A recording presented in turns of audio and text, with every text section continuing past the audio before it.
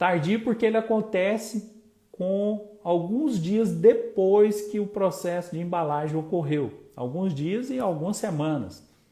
Em certas situações leva até meses, né, para que esse estufamento seja revelado, né, que a mussarela comece a apresentar aquela estrutura inchada. Mas coloca aí para a gente aí se alguém já teve essa situação. Hoje em dia isso não é tão comum mais, porque a mussarela ela é um queijo que já apresenta algumas condições que dificultam esse tipo de situação, né? Primeiro, que é um queijo que tem um pH baixo, né? Esse pH baixo ele não é favorável ao desenvolvimento de uma grande parte, né, das bactérias patogênicas, e também é um queijo de massa fechada, né? A gente tem a massa da mussarela, uma massa fibrosa, mas fechada. Então a gente já tem uma certa dificuldade para esse estufamento tardio. E por que dificulta? Dificulta porque a bactéria que provoca o estufamento tardio, normalmente a gente identifica ela como sendo o Clostridium tirobutírico. O que acontece? Isso é uma bactéria que é esporulada, isso é importantíssimo a gente entender aqui, né? E vai trazer umas informações interessantes para a gente saber o que fazer para evitar.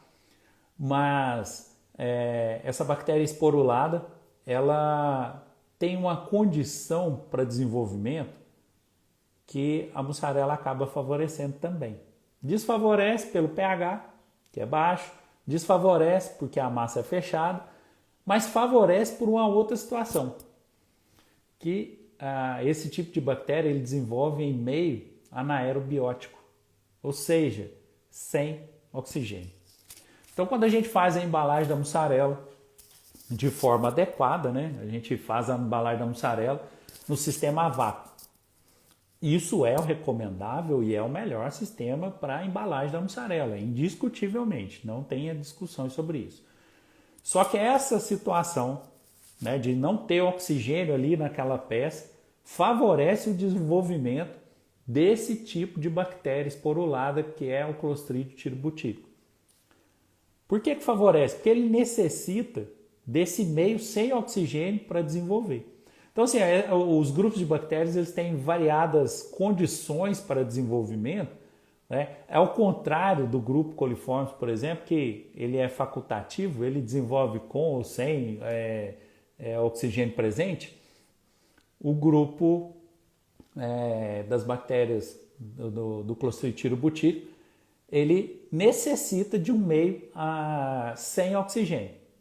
Então, são situações diferentes que provocam muitas vezes até dúvidas, né, sobre o que pode estar acontecendo com o meu queijo, porque está embalado adequadamente, mesmo assim está estufando, né? São condições que favorecem o desenvolvimento desse tipo de bactéria no queijo.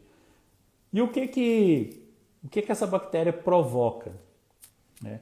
Ela, em meio, né, anaerobiótico, ela desenvolve, no desenvolvimento dela, né, na fermentação que ela provoca na massa, ela também produz gás carbônico.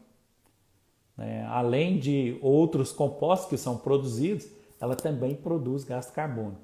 E essa situação no gás carbônico desse desenvolvimento, essa fermentação butírica, ele é intenso, ele é bastante intenso. Então, chega a estufar a mussarela numa condição bem notável, né? Em algumas situações eu já cheguei a ver a mussarela que estava parecendo mais um queijo provolone pelo formato do que uma mussarela. Estava completamente estufado e esse excesso de gás faz com que a mussarela fique bem arredondada, né? E como ela é cilíndrica, arredondada, dá até fica parecido com um queijo provolone.